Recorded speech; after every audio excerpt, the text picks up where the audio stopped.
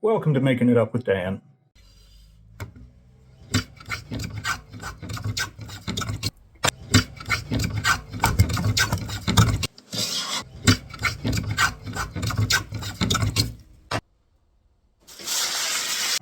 I'm Dan, which is probably pretty obvious, but just in case. I say welcome because I want people to feel welcome. I want people to feel like this is a place to exchange ideas, concerns, frustrations, whatever. I'm going to give you a lot of my point of view on various and sundry things.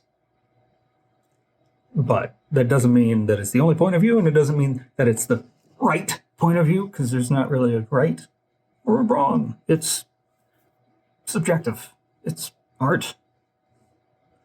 It's craft. It's building. It's making stuff. You make something, it doesn't work. So what? Doesn't matter. It's just a lesson for the next time you try to make something. So, welcome. Let's discuss.